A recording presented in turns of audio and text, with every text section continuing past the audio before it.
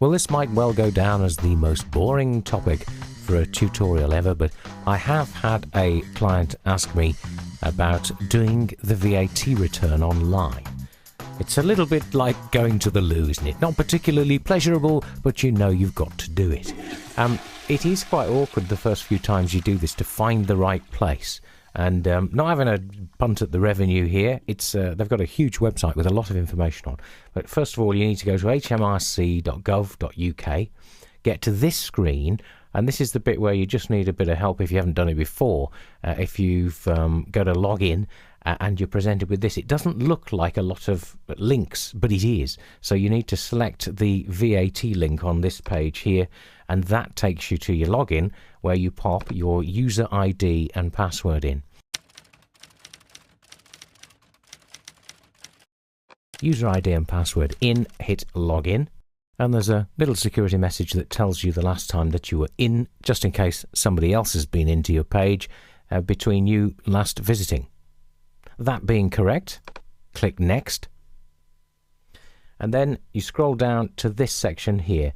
It checks off your VAT number. It's worth checking that you got the right VAT number there, and we want to submit a return. So we click on that to go in, and then submit a return here, and it then tells you the period which is currently due.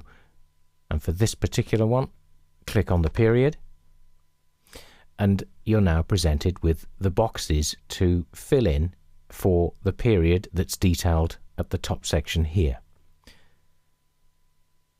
So, starting with box 1, this is the VAT due on sales in the period. Box 2 relates to VAT due in the period on acquisitions from other EC member states. And box 4 is the VAT reclaimed on purchases.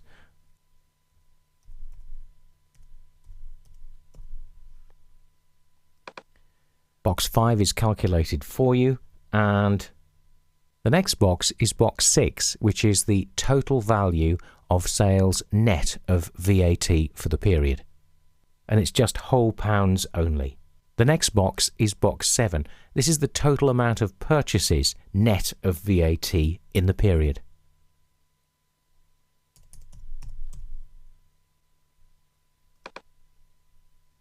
So box 8 is for any goods that you've supplied and therefore invoiced out to other EC member states. And box 9 is the total value of purchases of goods and costs excluding VAT from other EC states. So once you're happy you've put the right figures into the boxes, you click Next.